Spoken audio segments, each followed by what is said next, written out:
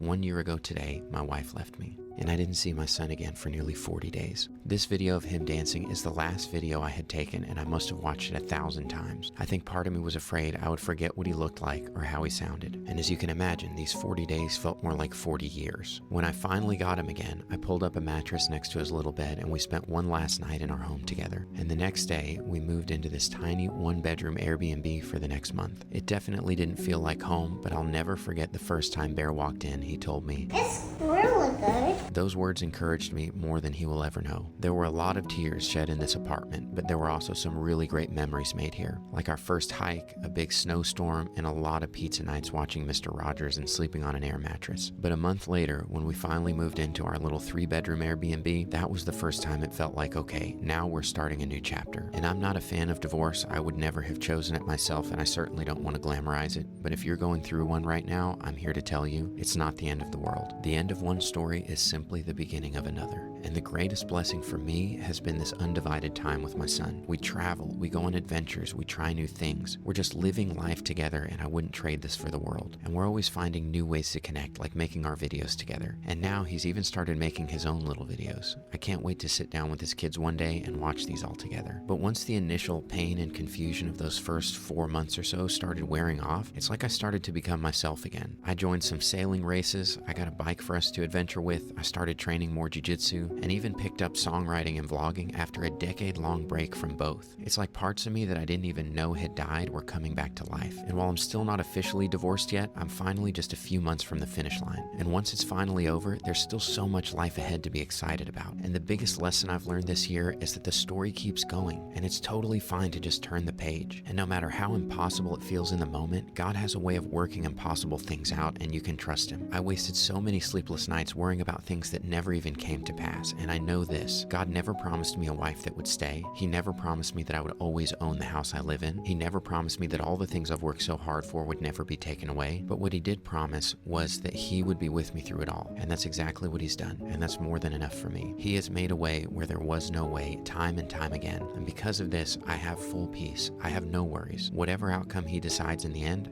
I'm good with it. So if you're going through a divorce and feeling like the world is ending, I'm here to tell you, you're gonna be just fine, and you can trust me, because